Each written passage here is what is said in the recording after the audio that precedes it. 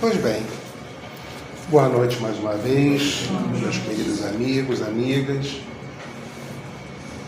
Antes de mais nada, gostaria de elevar meu pensamento a Deus, nosso Pai, Jesus, nosso Mestre e amigo, e Maria, nossa Mãe Santíssima, por essa bela oportunidade que estamos tendo de hoje aqui, de estudar mais um pouco do Evangelho do nosso Senhor Jesus Cristo.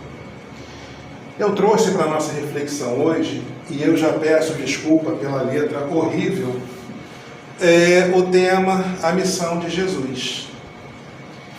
E eu admito, eu confesso que há um bom tempo eu não me sinto tão nervoso, por assim dizer, com um tema. Eu vou compartilhar com vocês o porquê eu escolhi esse tema para essa noite. E eu admito que eu não tinha a noção da tarefa tão grande que era tentar falar sobre a missão do nosso Mestre. Eu escolhi eu escolhi, tá? Mas eu tenho certeza que nossos amigos espirituais já tinham escolhido antes de eu perceber. Mas eu escolhi esse tema quando eu estava com meu filho Natan assistindo um seriado sobre Jesus. Jesus falava sobre perdoar os inimigos, amar a quem te calunia, e todas essas coisas que para a gente hoje já é razoavelmente comum, já é razoavelmente, a gente conhece esses ensinamentos desde que nascemos praticamente. Mas que na época de Jesus eram ensinamentos completamente novos e eram ensinamentos em muitos aspectos distoantes com os ensinamentos da época, que tinham lá a conhecida lei de Talião, que é olho por olho e dente por dente. Então veio Jesus com uma série de ensinamentos que em muitos casos questionava até se ele veio derrubar a lei. E ele dizia que não, eu vim para confirmá-la. Só que era de uma maneira aplicada com o filtro do amor. A lei era a mesma, só que Jesus veio colocar ela para nós junto com o amor. Então, de curiosidade, essa é a 33ª palestra que eu faço nessa casa.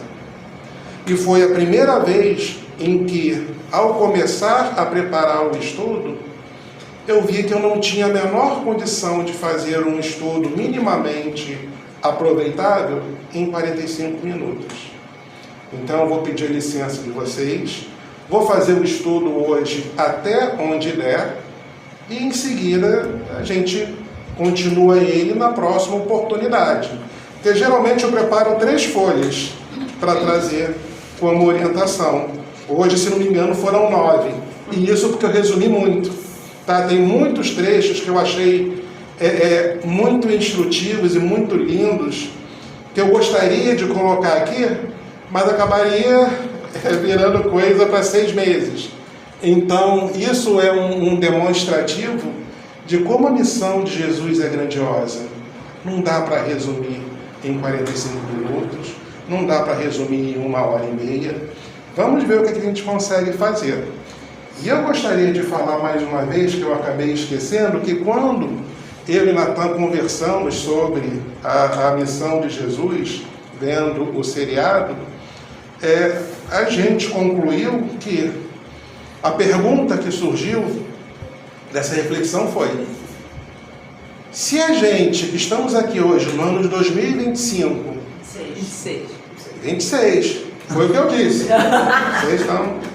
No ano de 2026, a gente já nasce ouvindo esses ensinamentos. A missão de Jesus foi bem sucedida. Quantas e quantas pessoas tentaram dar outras mensagens que o tempo apagou? E a de Jesus não tem tempo que leve.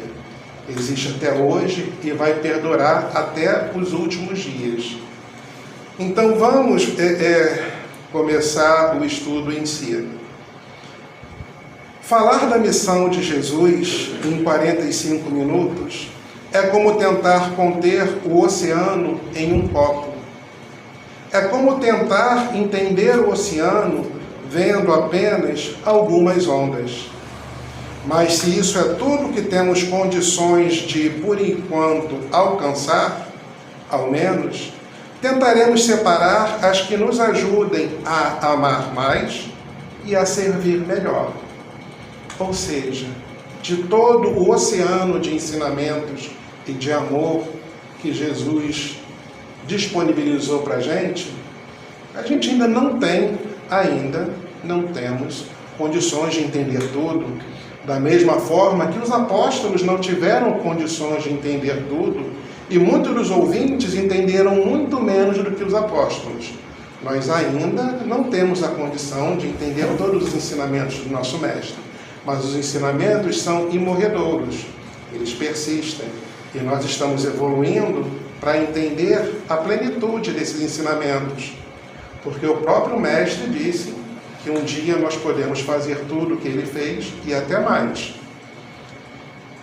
Eu coloquei em negrito aqui a questão de servir melhor, que esses ensinamentos, quando nós bem o compreendemos, eles nos libertam, mas não é uma liberdade ociosa, eles nos libertam nos ensinando que essa liberdade é o direito de servir ao próximo, que a gente não deve vir para a casa espírita buscando nos livrar dos problemas da vida, mas buscando a melhor forma de servir a Deus e a Jesus. E o resto virá por acréscimo. Nos enganaríamos se achássemos que, eu vou ali na casa espírita e todos os meus problemas da minha vida vão sumir. Não vão. Se algum de nós ainda vem aqui achando isso, não estamos estudando corretamente.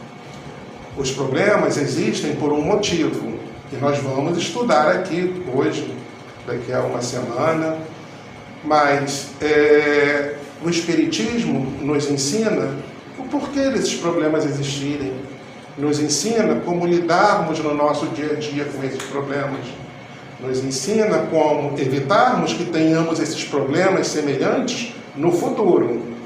Aí sim, o Espiritismo é uma excelente ferramenta para evitar novos problemas e para aprender a lidar com os problemas atuais. Em Mateus, capítulo 11, versículo de 28 a 30, Jesus disse: Vinde a mim, todos vós que estáis aflitos e sobrecarregados, eu vos aliviarei.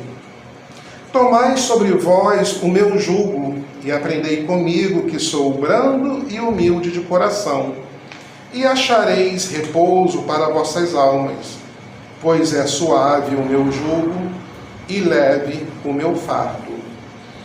Reforçando a ideia agora há pouco comentada, Jesus não disse que se nós tomarmos o jugo dele para nós vamos ficar sem ter que carregar algum fardo. Não, os fardos vão continuar existindo. Mas com Jesus, esse fardo se torna leve.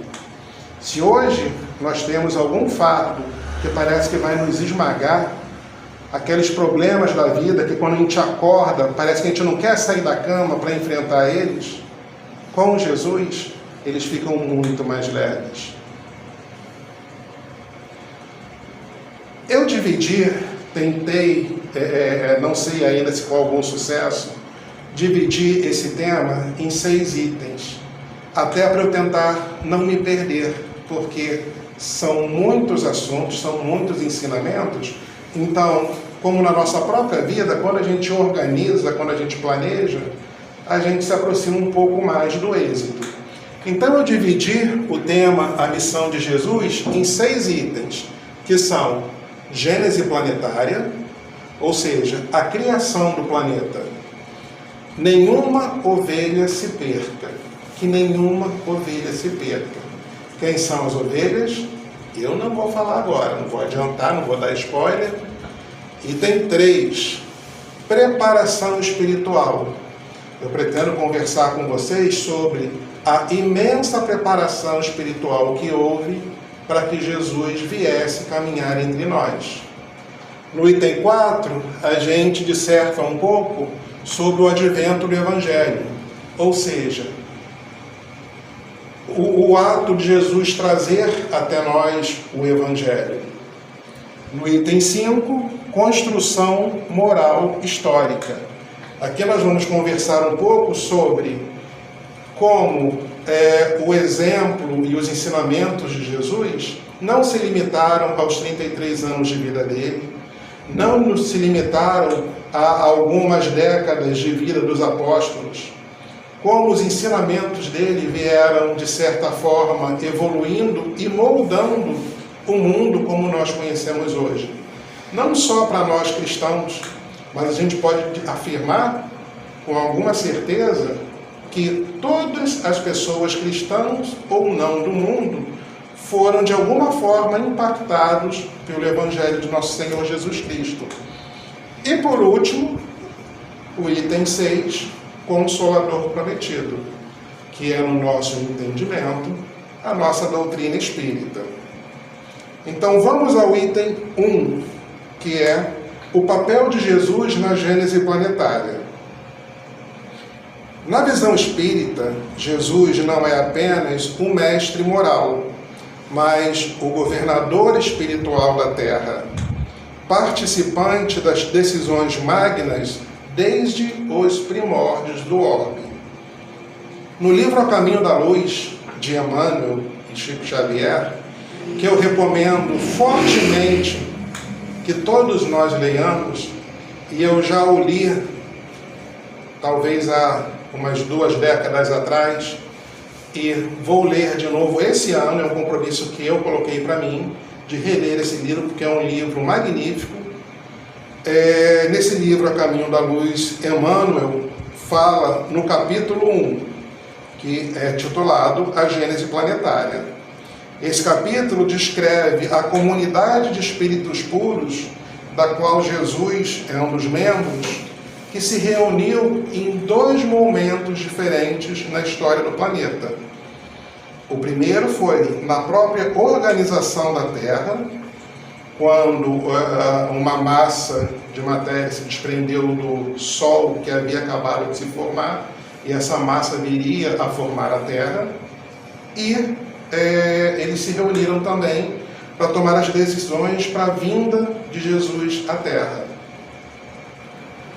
Emmanuel nos conta o seguinte: rezam as tradições do mundo espiritual que na direção de todos os fenômenos do nosso sistema solar existe uma comunidade de espíritos puros e eleitos pelo Senhor Supremo do Universo, em cujas mãos se conservam as rédeas diretoras da vida de todas as coletividades planetárias. Essa comunidade de seres angélicos e perfeitos, do qual Jesus é um dos membros divinos, ao que nos foi dado saber, apenas já se reuniu nas proximidades da Terra para a solução de problemas decisivos da organização e da direção do nosso planeta por 2 vezes no curso dos milênios conhecidos.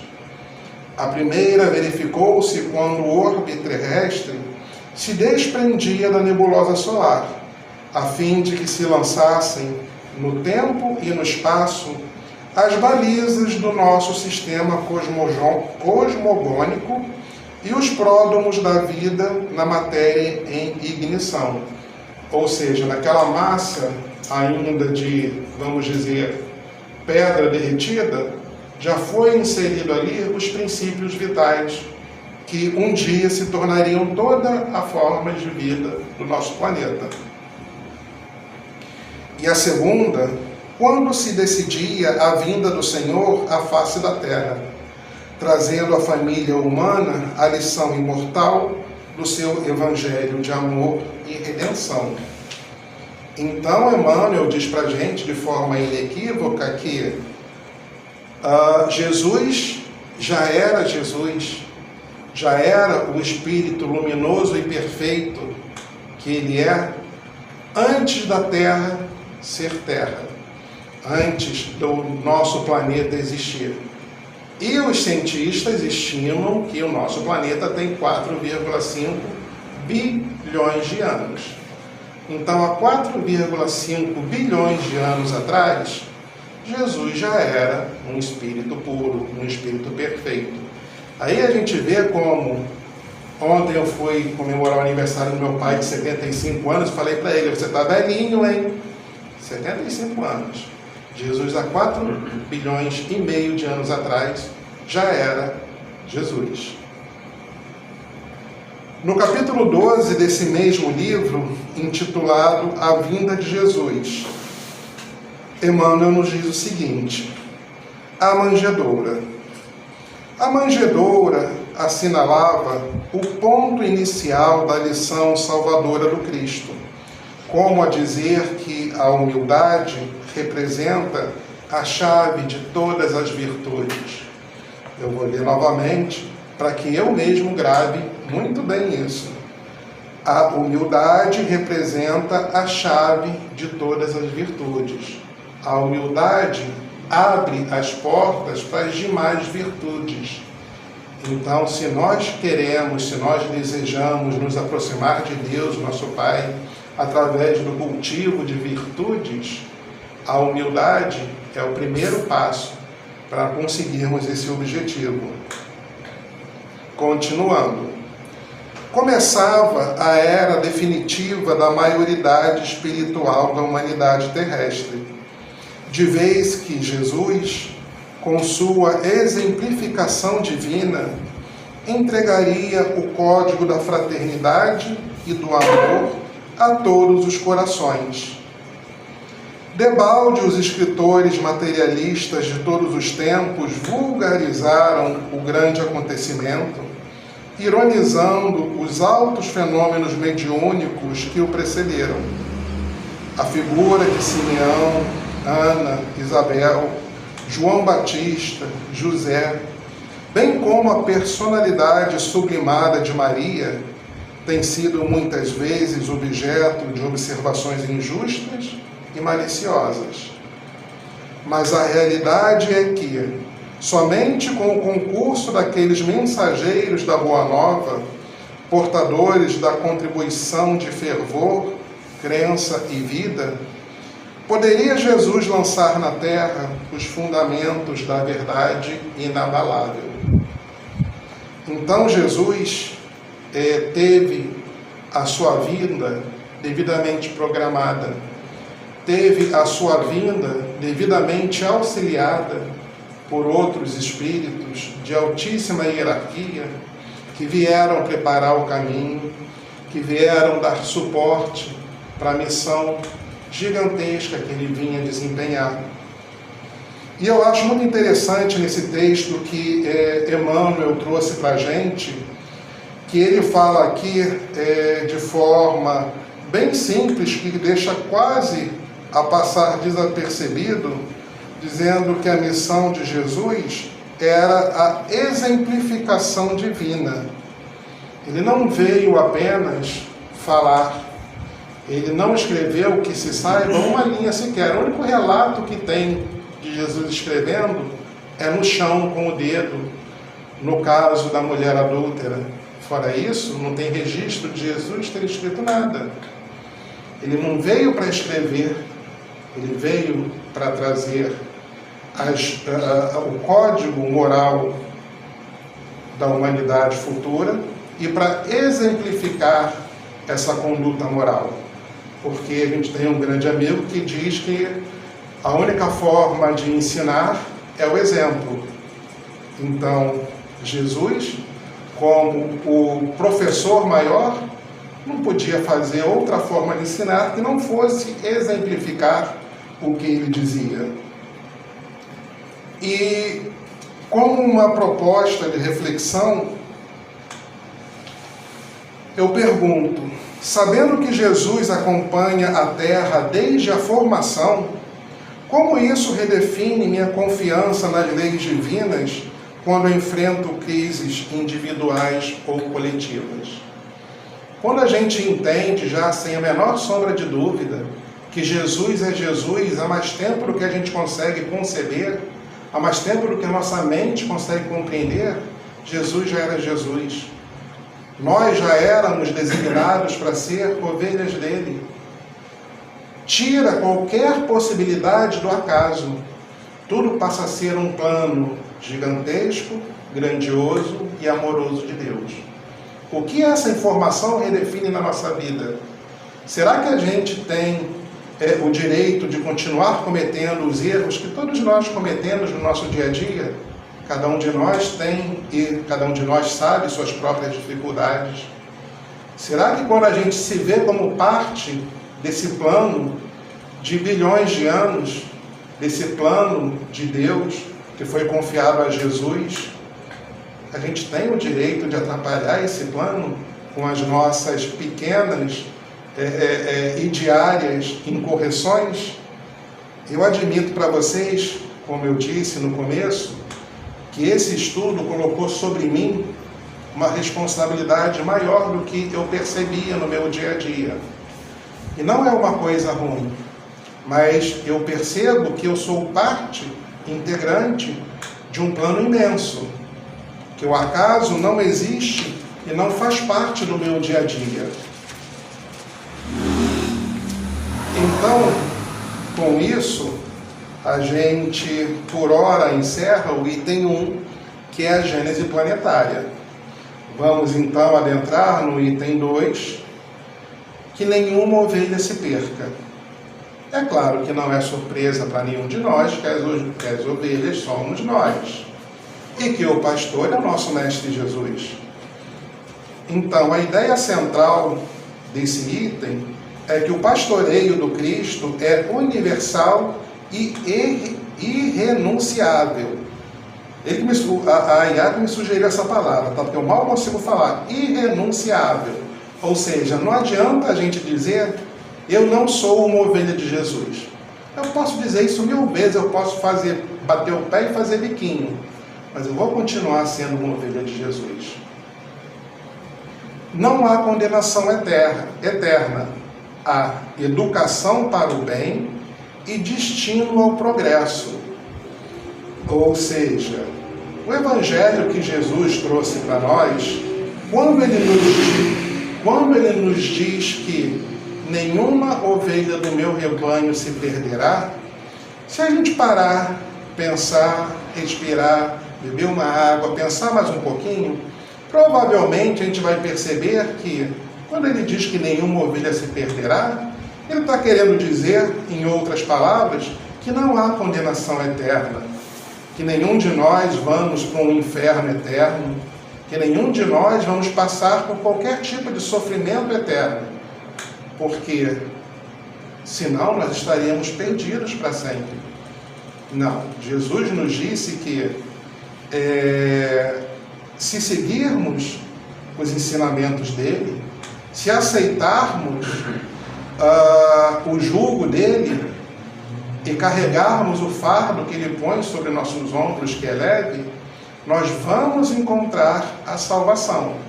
O quão distante nós estamos e o quanto tempo nós vamos levar para atingir essa salvação depende muito mais de nós mesmos do que de qualquer outra coisa. Os ensinamentos estão aí. O Evangelho está ao alcance de praticamente qualquer pessoa. Eu admito, eu entendo que podem ter ainda pessoas no nosso planeta que não têm acesso aos ensinamentos do nosso Mestre. Mas eles continuam sendo ovelhas de Jesus e eles também não vão se perder. Então, a nós que temos o acesso a esses ensinamentos, cabe estudá-los e praticá-los. E as duas últimas palavras é que nós estamos destinados ao progresso. Ao estudarmos o Evangelho de Jesus, fatalmente nós vamos progredir. É impossível estudarmos, eu não estou falando ler, tá? Existe uma diferença entre ler e estudar. Eu estou fazendo faculdade novamente e às vezes eu estou lendo aquela imensidão de matéria, eu falo, não, peraí, preciso voltar, porque eu li palavra por palavra, mas eu não assimilei nada do que eles estavam falando. Então eu volto e estudo, porque é diferente de simplesmente ler. O Evangelho de Jesus não é para ser lido, ele é para ser estudado. E uma vez que nós o entendamos e o interiorizamos, nós temos que praticá-los, porque também guardar esse conhecimento em nossa mente e não colocá-lo em prática no nosso dia a dia, pouca utilidade tem. É como a ferramenta que, se não for usada, enferruja. E isso acontece muito com os meus alicates. Eles ficam lá no cantinho. Quando eu preciso usar, eu tento abrir eles, eles não abrem. Eles ficaram engripados. Eu pego lá o óleozinho de máquina, coloco neles para poder eles voltarem a funcionar. Todo conhecimento que nós adquirirmos tem o mesmo princípio de funcionamento. Se nós não colocarmos eles em prática, eles enferrujam. E nós não queremos que isso aconteça. Continuando. A expressão encontra eco no Evangelho, parábola da ovelha perdida. A expressão que a gente está falando é que nenhuma ovelha minha se perderá. Essa expressão encontra eco no Evangelho, na parábola da ovelha perdida. E na leitura espírita, desdobra-se como certeza da lei do progresso e da misericórdia que não desampara. No Espiritismo nós estudamos e aprendemos que, se nós sofremos hoje, é porque nós cometemos erros, cometemos desvios da lei de Jesus, cometemos desvio do Evangelho. E isso causa sofrimento para a gente hoje. Mas ela também nos ensina que, se nós pararmos de infringir o Evangelho de Jesus, nós não vamos ter sofrimentos para passar em pouco tempo. Então, esses sofrimentos que nós passamos hoje advêm das nossas próprias imperfeições. Então, é de interesse exclusivo nosso, principal nosso, que nós aprendamos o Evangelho e que nós pratiquemos o Evangelho da forma mais pura possível, para que paremos de sofrer o mais rápido possível. E que Deus destinou todos nós ao progresso. Nós não vamos nos perder, nós somos ovelhas de Jesus, e Jesus prometeu que nenhuma se perderá. Então nós vamos caminhar invariavelmente em direção de Jesus e de Deus, e que a misericórdia do Mestre e do Pai jamais nos abandona. Mesmo no dia em que parecemos nos sentir mais tristes, mais esmagados, onde o sol parece que não esquenta, onde tudo parece sombrio, a misericórdia de Deus está ali presente. Basta a gente elevar o nosso pensamento ao Pai. Artigos e estudos espíritas contemporâneos vinculam a frase que nenhuma ovelha se perca à negação das penas eternas e ao Código Penal da Vida Futura, expostas por Kardec no livro O Céu e o Inferno, que é um dos 5 livros da codificação básica do Espiritismo. Lá, Kardec, de forma magistral, reúne mensagens de benfeitores espirituais que exemplificam e explicam de forma mais detalhada o código moral trazido até nós por Jesus. Porque a gente sabe, não é novidade para nenhum de nós, que muitas vezes, devido à ignorância do povo então da época, Jesus teve que falar por parábolas. Então, em muitos e muitos casos onde Jesus falava por parábolas, o Espiritismo veio para explicar aqueles ensinamentos que estavam ocultos às pessoas que não queriam entender, mas que estavam sim disponíveis a quem de coração sincero queria ouvir os ensinamentos do Mestre. Continuando.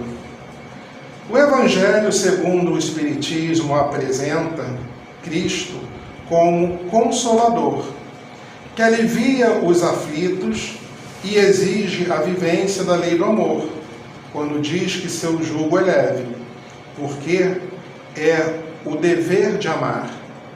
Eu queria aqui ressaltar que quando eu me deparei com essa frase, eu percebi então pela primeira vez que nesse versículo tão conhecido de Jesus, ele diz: tomai sobre vós o meu jugo, ou seja, nós precisamos ativamente tomar o jugo de Jesus para nós.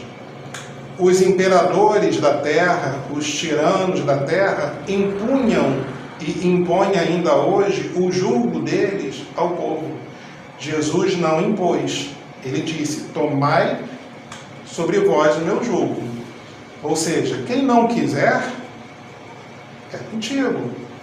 Mas tem que ser uma aceitação do Evangelho. Nós temos que aceitar o Evangelho de Jesus como o nosso código de conduta. Jesus não impõe a nenhum de nós que aceitemos isso.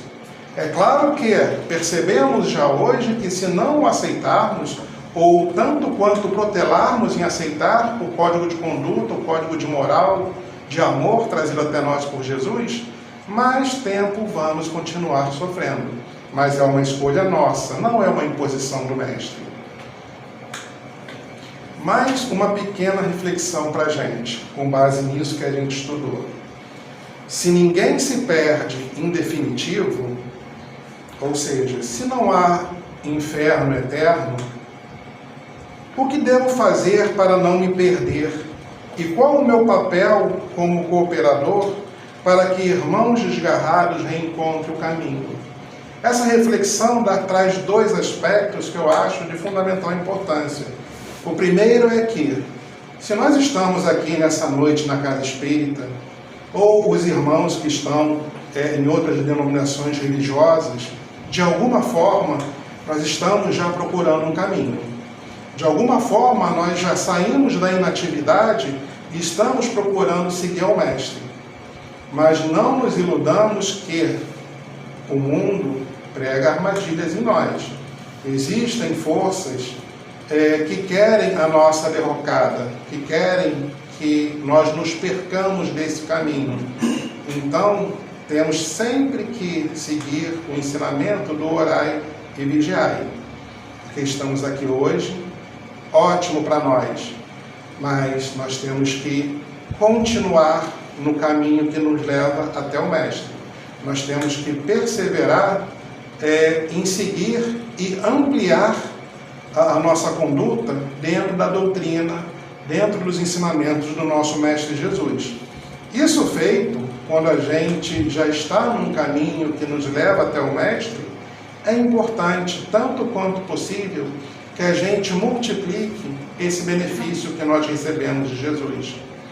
Há muitos e muitos irmãos que ainda estão perdidos procurando um caminho para seguir. E da mesma forma que Jesus nos orientou que nós temos que tomar o jugo dele, que nós temos que aceitar, nós também não podemos impor que ninguém siga o Mestre. Mas é um ato de caridade, toda vez que se apresentar a oportunidade em nossa vida, que a gente espalhe, faça o convite para seguir o nosso Mestre. Aquela pessoa que a gente vê que está passando por dificuldade e que pelo entendimento que a gente já adquiriu, a gente sabe que um estudo evangélico vai fazer bem para ela sair daquela situação, que a gente entende que uma oração vai ser extremamente benéfica para aquela pessoa, nós podemos e devemos, como ato de caridade, propor a essa pessoa: o que você acha se você for comigo um dia na Casa Espírita para fazer uma oração? Não custa nada, não tem que pagar ingresso. A gente pode estar a gente pode estar executando um ato de caridade que pode fazer uma diferença, um divisor de águas na vida de uma pessoa. Se a pessoa não aceitar, ok, tudo bem, o convite está de pé. Mas se a pessoa aceitar, pode ser a diferença entre anos e anos de sofrimento e anos de reconforto, de consolação trazida até nós pelo nosso Mestre Jesus. Desse item 2, para terminar, eu queria só destacar também mais um detalhe, porque os ensinamentos de Jesus é impressionante como eles são cheios de detalhes. Muitas vezes, numa leitura rápida, a gente deixa os detalhes passar. E dessa vez, como eu me dediquei um pouco mais ao entendimento, um pouco mais profundo disso, eu percebi uma coisa que eu não tinha notado de forma tão explícita. Para nós espíritas, Jesus é entendido como o Consolador, não como o Redentor. Pode ser um pouco complicado de entender a diferença, mas muitos irmãos têm o entendimento de que Jesus veio e tirou o pecado de nós, nos redimiu dos nossos pecados. Nós devemos entender, pela explicação do Evangelho segundo o Espiritismo, que Jesus nos ensinou como nos livrarmos do nosso pecado. Mas nós precisamos agir dentro dos ensinamentos do Evangelho para que possamos deixar os nossos erros, então chamados de pecados, para trás. Então Jesus é mais precisamente chamado como Consolador, entendido como Consolador, do que como Redentor. Porque ele nos consola das nossas dificuldades, das nossas amarguras, mas nós temos que agir para conseguir deixarmos os nossos erros e os nossos sofrimentos para trás. Então, com isso, teríamos por encerrado o item 2 do nosso estudo, que é que nenhuma ovelha se perca. Pelo que eu estou vendo, a gente teria... Não, né? Pois é, eu gostaria de entrar no item 3, mas eu trouxe no item 3, do livro Boa Nova, de Humberto de Campos, uma narrativa que Humberto de Campos nos traz sobre uma conversação entre Maria, mãe de Jesus, e Isabel, mãe de João Batista. Eu acho uma narrativa tão bonita e tão simples, das duas mães com tanto amor no coração, conversando sobre os seus filhos, que hoje nós sabemos que são espíritos extremamente evoluídos, que são espíritos que vieram com uma missão tão grandiosa, e as duas mães ali, que também eram espíritos de uma luminosidade difícil da gente compreender, conversando ali, como simples mães que amam os filhos. Eu não vou cometer o pecado de dividir essa narrativa ao meio. Então, vamos encerrar no item 2 e ficamos para continuar o 3 na próxima oportunidade. E eu gostaria muito de agradecer a vocês pela oportunidade de me incentivarem a fazer esse estudo, porque eu aprendi muita coisa fazendo ele. Não são coisas complexas, não são coisas difíceis, mas são coisas que passam no nosso dia a dia e muitas vezes nós não percebemos. E se não fosse pela presença de vocês aqui, dos nossos amigos espirituais da casa, os espíritos desencarnados também vieram fazer o estudo, eu não teria o incentivo de fazer esse aprendizado pessoal que eu fiz ao preparar esse estudo. Que nós possamos voltar aos nossos lares em segurança, que nós possamos levar conosco essa energia que essa casa emana sobre nós, que nós possamos dividir essa energia com os nossos familiares, com os nossos vizinhos, e que Jesus abençoe os nossos dias. Obrigado, pessoal.